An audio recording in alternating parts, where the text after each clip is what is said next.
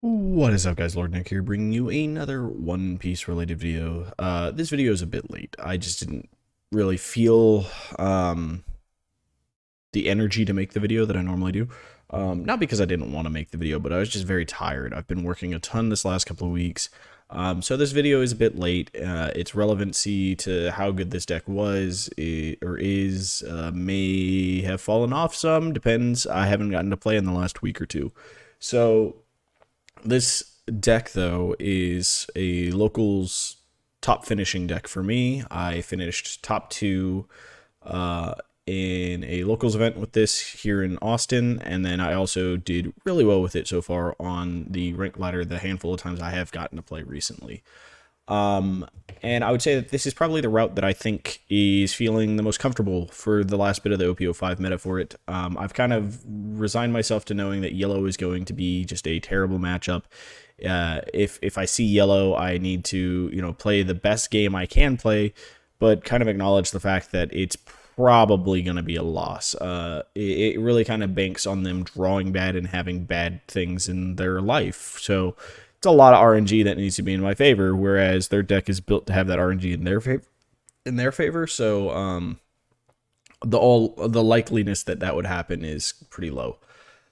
But if we are looking at this deck for the changes that I've made to it compared to the changes that were in it before, this list previously had a much bigger top end, and as much as I enjoyed the top end aspect of it, a lot of the cards felt Winmore-ish in certain matchups, and then oftentimes got stuck in hand, not doing much. 10-drop Kuzan was that card. Every time I play the card, for the first week or two that I have that card in my deck, I love that card. But then as I start playing the deck more, which in the case of Rebecca at that time, I was grinding this deck like 20 to 30, maybe even 40 games a week. It just didn't feel good the more I played it. The more I played, the less often that I felt like it was in a situation that I could actually drop it and maintain tempo or regain tempo from it. Because oftentimes the boards either go super wide or super tall. And so if they're too tall, the card doesn't, without the proper setup on my board state, the card has no value in removing the tall character on the turn that it drops. And even on the turns that it can drop that I do that, I oftentimes wasn't hitting it on the curve that I needed it to. And so it was very situational to where it actually fit into the tempo and the feeling of it. As for 7-drop Borsalinos that are gone, it just came down to space. I mean, the deck needed specific space. I needed specific numbers of cards to be able to reduce costs. And so because of that and wanting to put in Luffy's again to have a slightly better chance of dealing with yellow, it just kind of had to fall out. So why did I re-add Luffy's? Let's talk about this, because I was very adamant against using Luffy's in my lists, right? And having Kongun is just kind of a one-of potential additional win condition. I've re-added both of these cards just due to the fact that their significance in increasing your ability to have a chance of finishing yellow off. So if I get a good draw into yellow, I can get enough tempo to get them down to 1, maybe 2 life pretty early. And if I can stick a Luffy, I'm threatening them that they have to remove the Luffy the turn that it comes out. Because if they don't remove the Luffy, the very next turn I can swing for game. And in that case, it stalls out their ability to play a 10-drop mom. And if I can respond to their category or that they have to play to answer the Luffy, then oftentimes I can maintain a board state with just the characters I have. I'm forcing them to do a 1-for-1 answer, and as long as I don't overswing and overutilize the characters that I have on the board to try to get more tempo on them, the Luffy play is good enough to actually stall out the yellow's curve plays properly. And so the route that we then take, that just gives us a better inevitability to potentially beat yellow. Does it mean we will beat yellow? No, it just gives us a chance to. I think without it, it was much, much harder to actually do anything. Because, playing a 7-drop Borsalino doesn't have the same level of threat of playing a 7-drop Luffy that can swing twice. Yes, Luffy's a little bit easier to remove in terms of power, but in yellow, that doesn't matter. It's cost anyways. So they both lose to the same character, which is Katakuri. So if they have the Katakuri, they have an answer to both of those things. But while being able to swing back into it, Luffy is easier to swing back into, except for the fact that I can restand him and make him not be able to swing back into. So Luffy does have a lot of pluses that I was kind of negating for the factor of that I just hated the idea that he died to the removal so easily. So if that was my logic, that he dies to removal, then while yes, Borsalino removes a character when he comes out, Luffy can do the same. Luffy actually has the potential to remove 2 characters when he comes out. So that is the thought process that I needed to really use is, okay, what type of characters am I trying to remove with Luffy? How am I removing these characters? And kind of just reevaluate my usage of the character. Yes, if I put him into scenarios where, okay, he's only 1 or 2k more power than the character I'm trying to remove, yeah, the likelihood of him removing it is much, much lower. But if he's trying to swing and take out, Rebecca blockers, or swing and take out Shirahoshi so they can't heal themselves to get a Shirahoshi back in life and fix their hand, he's very good at that. Like, that's kind of something he's very strong at doing. So if that's the case, then I just needed to kind of get off my high horse and realize, you know what, okay, I might have been wrong on this situation. I do believe that my original thought on Luffy, which was at the start of this meta, if you ran Luffy's and Rebecca, you kind of cut it down to 2, and I think that is a solid way of looking at it. Big reasons: he doesn't have any counter power, and on top of that, we now are adding Moncheries and Rob Lucci's into this list, and both of those cards put cards back into our deck, so the need for him to prevent us from decking out is not as necessary. We also have ways of getting him back. Rebecca can get him back to hand. Yes, she can't get him out the same turn that we play her, but it does get him back to our hand to set up for the next turn. It's a active threat in our hand if we have a leading board state, that the next turn we have ways of dealing with stuff that they might use as answer cards. So it just means that I have to shift my playstyle back towards kind of more of a traditional Rebecca. But in doing so, I still believe that the 2-drop blockers is a trap. I don't think that they're particularly bad in some scenarios, but I think that they have a lot of scenarios where they're just kind of a 1k counter in your hand. And so that being the case, I don't particularly like having 2-drop blockers. Because I just think that the value that the deck can offer by adding in 1-drop removal cards is probably higher than that. So we've added in Leos, right? So Leo is a replacement to a degree for the Borsalinos we're losing, and for the fact that we're not going to be running 2 Idios. We're going to run 2 Leos instead. So my logic behind this also comes down to early game plays of messing up my opponent's tempo. If on my turn, let's say it's my turn 3 and I had to start first. Let's say I went first. So my turn 3, I 5 Dawn. My opponent just played a 4 Dawn investment into a character, or maybe a 3 Dawn investment into a character. If my play that turn is now to play an Orlumbus with whatever I played the previous turn, maybe a Rebecca, and I pop my Rebecca, I minus his... let's say I minus his Zoro. Let's say it's against red, and I minus the 3-drop Zoro. I toss down a Leo. Leo answers the character. That is something that we would not normally be able to do with just using Kiroses and Lucci's potentially. Or it would require us to have to use one of our cards that we can't get back, like a Patchwork.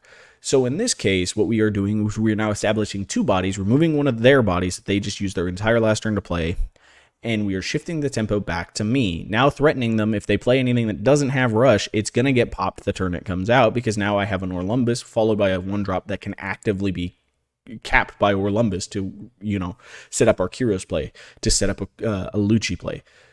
So these are things that needed to be considered, and I think having a 1-drop piece of removal is just more Dawn efficient in many more scenarios, even late game scenarios. For instance, on a 10 Dawn turn, you could play Orlumbus into a Sabo, draw into the Leo, and now you can Orlumbus, not have to KO anything, drop the Leo, kick out a 5-cost character. We have now established 2 actual threat bodies, one of which is a blocker, and then a Leo who we can stick Dawn onto to make into a threat, or we can Kong Gun and make into a threat, or we can Hound Blaze and make into a threat, or we can just use him as Orlumbus fodder the next turn to be able to remove an actual threat. So there's a lot of value there. Yes, the Leo is KOable on my opponent's turn, but if they're using a card that is used to KO things to remove our Leo, that's an okay cost for us, I think. I think that that's pretty fair. Him baiting out removal so that we can't use him as Orlumbus fodder is pretty solid. So just inevitably, I've really liked Leo in this list. And I actually think in my next in OP06, the decks that I am brewing, he is actually going to be a very prominent character in my list, potentially up to a 4 of, just due to the fact that his interactions with like Gecko Moria next set is going to be really good. He becomes more recurable. It becomes much more of a problem for our opponent, and he becomes a much more efficient removal piece when you just get to be like, okay, 8-drop 9k character into a using for my 4-drop. I drop a Hina, and then I drop a Leo for my 2-drop or less. And guess what? We've just removed a massive character while putting up 2 attacking bodies, and the only thing that you can attack into now is a 1-drop that I don't care if he dies. That's pretty good. It's pretty solid turn play. On top of that, he's just another card also that can be in our hand. That is a removal piece. So in case we needed to play a Rebecca and we don't want to get back a card, like say we have a Hina in hand, or let's say we already Orlumbused, and then we play our Rebecca blocker. And we have a Leo in hand, but we really wanted to develop the blocker. We could play the Rebecca blocker, get back a 2k to hand, and then drop the Leo from hand with the Rebecca to remove the card. He's a card that she can play, which is fine. You know, the fact that her Dawn efficiency isn't always getting the maximum potential value she can get isn't that big a deal when the value is also the effect that she can play. So playing a Leo is a powerful effect. On top of that, the other thing that might get overlooked is the fact that he trashes 2 cards from the top of our deck to our trash. We are filling our trash so fast with this deck that we are playing almost to a degree like at speed with like a Blue Nami sometimes. Which can be very problematic for our opponent, because the more cards in our trash, the earlier Kong Gun becomes a threat. And if we can actively just recycle 7 cards back to our deck, and it's always a Kong Gun on top, and we're down to just 7 cards in our deck super early, our opponent has a lot of ways of just flopping, trying to beat us, because now we are constantly threatening, hey, we can repush the Kong Gun again. We can repush the Kong Gun again. Like, that becomes very detrimental and difficult for our opponent to deal with. It is a little bit of a skill management to actually do that, but having cards like Leo that just constantly put cards into our trash actually helps with that a lot, and he's a good recycle fodder as well. Putting a card back that we can recycle, that is then a searchable piece of removal, pretty good, pretty solid. So outside of that, the list remains relatively the same. The stark difference from my last list, you might notice, is we are at 3 Luchis and 3 Kiroses. I think the last list I produced for a video for had 4 and 4. I don't think we needed that level of redundancy in them. I think that level of redundancy was actually bad, because oftentimes we were just drawing, 2 to 3 copies of each of them, which left us with no counter power, which left us into a situation where we were just kind of sitting there going like, this kind of sucks. Like, we have the removal, we have nothing to actively reduce the cost. So we just have all the removal and no cost reduction. We have no counter. We're just taking hits trying to find the stuff we need. And by the time we actually find it, we're just too low to do anything. So I revamped it. Well, yes, we still have only 8 2K counters in this deck.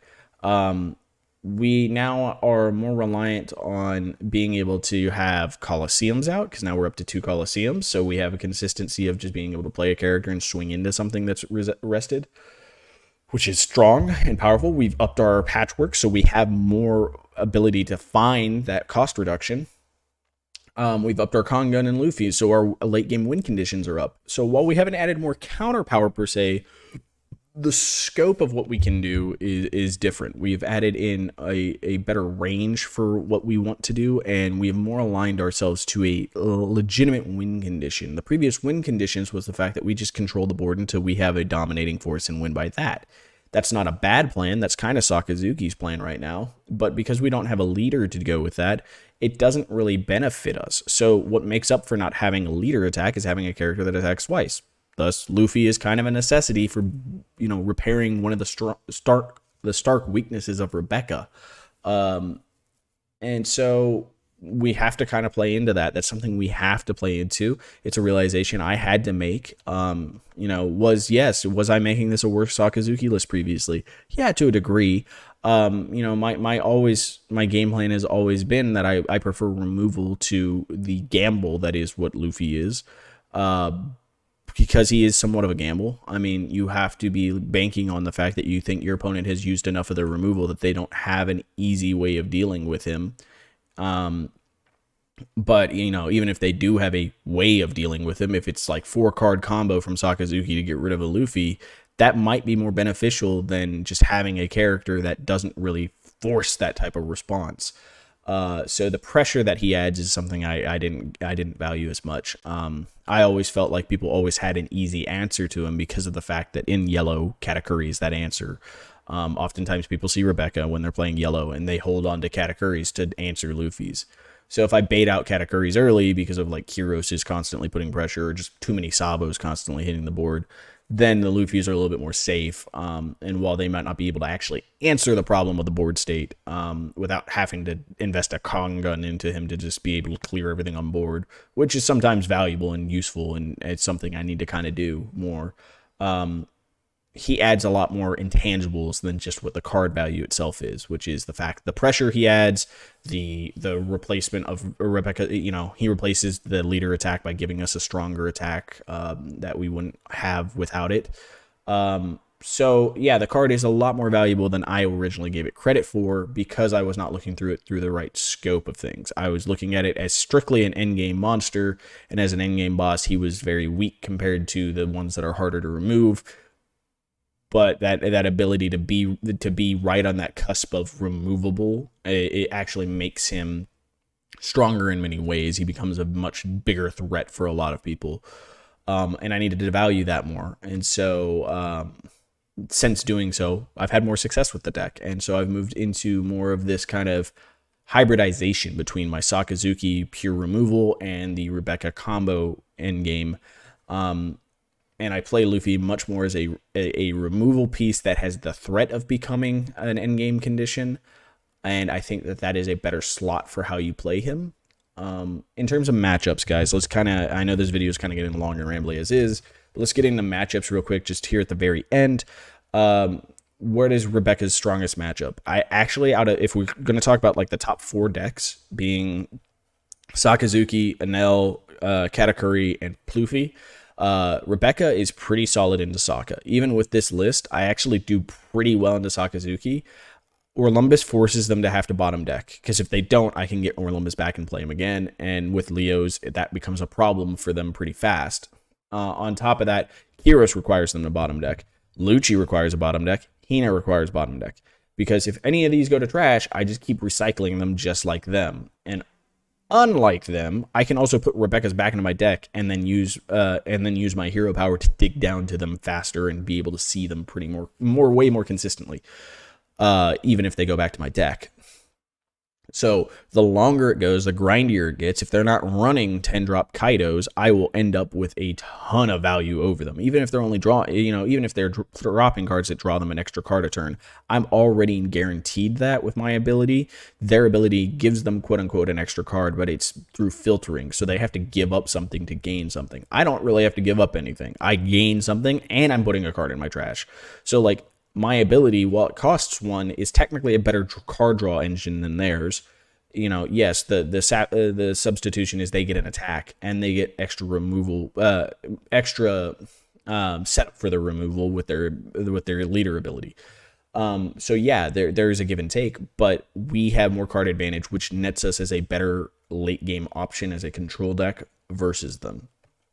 Also, we have Luffy and Kongun, which become, while they can be frustratingly difficult to use properly, can also become the win condition of just defeating a Sakazuki, which is, oh, you went down to 2 pretty early here. You haven't been able to set up any blockers. I have 15 in trash. All right, we're just going to Kongun early and force you to have to counter out. And if you don't have the counter, you're going down to 0.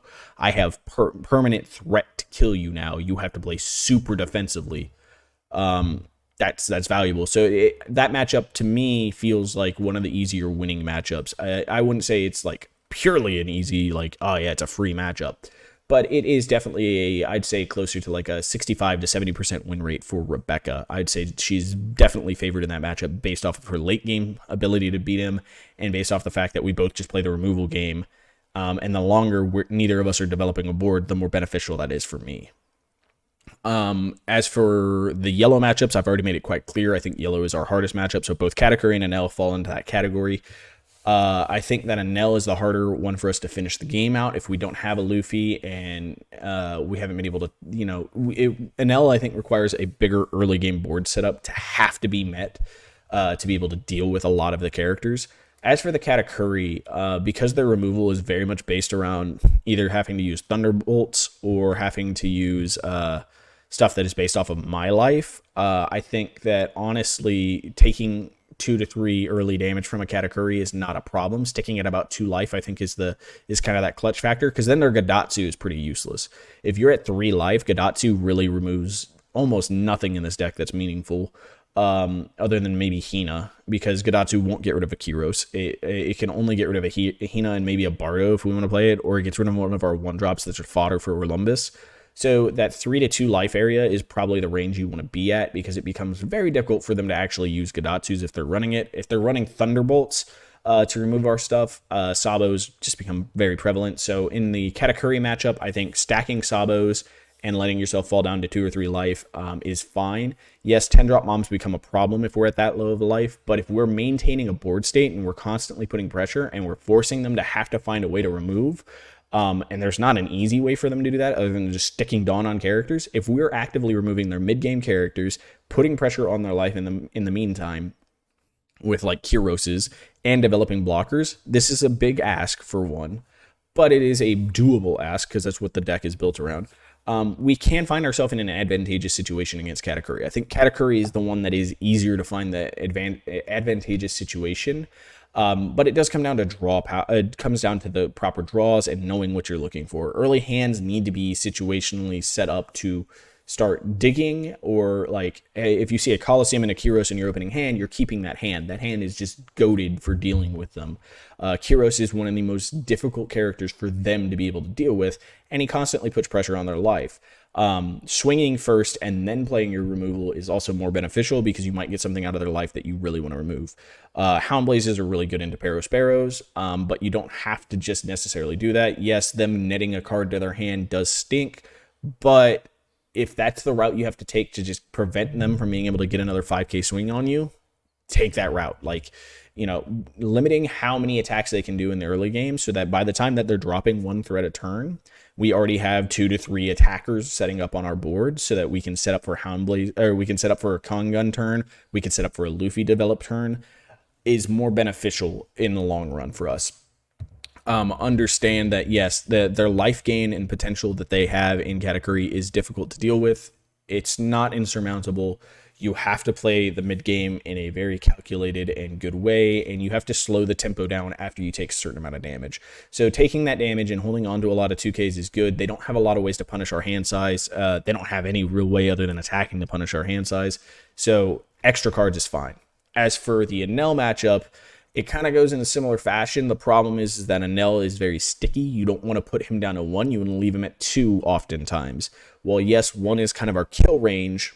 2 is better because it prevents him from being able to heal with Yamato. And oftentimes, if we go down to that 2 life as well, his Yamatos can clear 4 costs, which is a relevant number. So our number we have to kind of get down to is 1, and sometimes that heal is not as impactful as the removal piece. So if we are at 2 life and he is at 1 life, his Yamato can only clear kind of the same things that Gadatsu clears, which is the Hinas, really, and Bardos if we're playing the Bardos as blockers. So if that is the case, you have to know the scenarios where going down to 1 is beneficial. Getting them down to 1 life is beneficial in the situations where we have a developed board state. If you were behind on board state, getting them down to 1 is not necessarily good. You need to focus on clearing the board state. You need to focus on rebalancing the power dynamic here. Yes, that can be very difficult with Yellow Enel.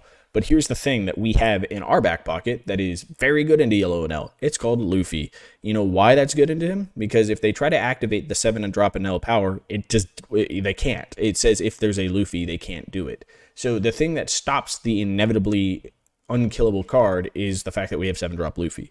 So our win condition actually defeats a lot of their mid-game constant tempo pressure of 7-drop Enels. So yeah, playing Luffy is actually very beneficial into that matchup, and it helps us a ton with dealing with some of their early aggression of the Enels.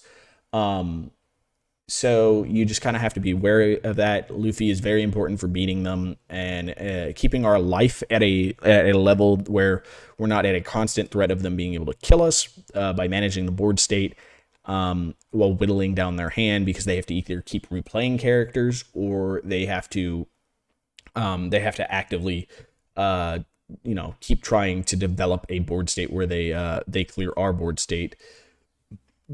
Will inevitably potentially give us an advantage as long as we can answer their threats. So play to answer threats. Keep him at about 2 life. Only push him down to 1 life if you think that his turn is going to. If your board is very vulnerable at that current state to be hit by a Yamato and like wiped. Sabos are still very important in this matchup. Thunderbolts are less prevalent now in Enel, but they are still there. Gadatsu is still there. Yamato is there. So Sabos are very good at stopping the tempo of that. So I'd say Sabos are still very important in this matchup. As for the last matchup, it's Purple Luffy. Purple Luffy is a very easy matchup for us. It is an argument that deck should be harder because it does pretty decently into Sakazuki. But it's actually really, really bad into this deck. And the reason for that is the fact that we bank on Sabos more. We make it very difficult for them to have a curve where they drop their 9-drop Kaido on curve to remove a blocker and come in for an attack.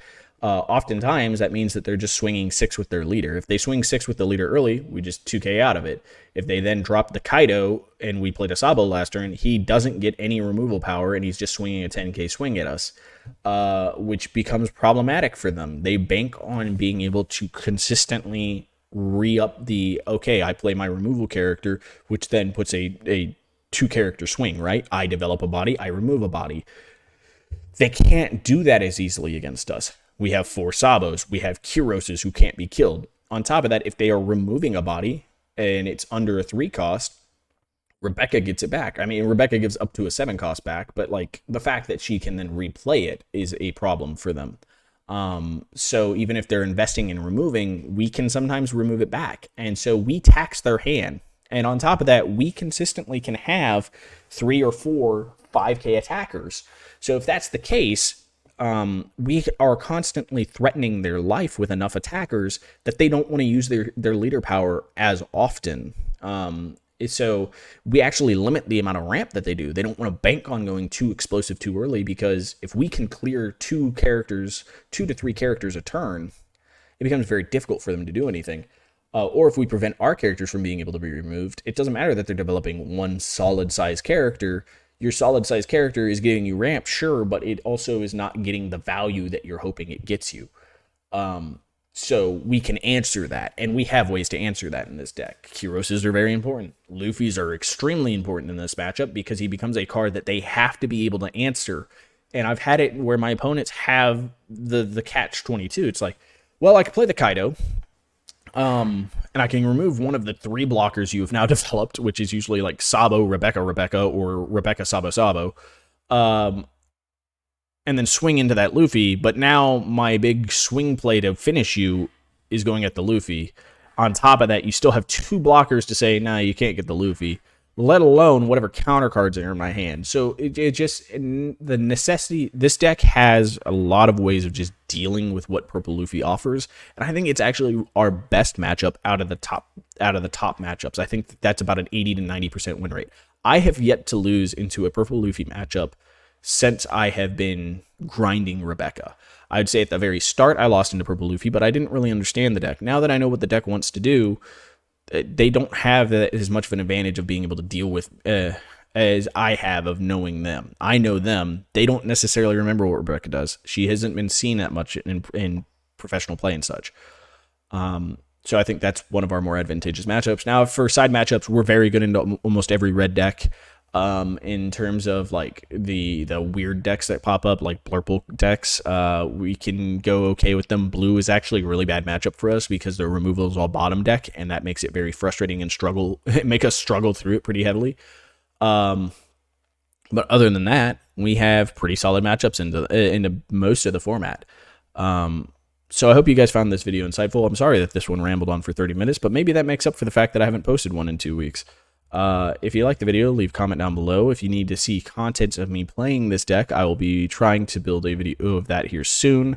Maybe I can get some live recordings of our actual like card gameplay here soon. Maybe probably don't bank on that one. That one's still gonna be kind of rough for me, but hopefully I see you guys in the next video. And until then, I hope you have a wonderful, wonderful day. Bye, guys.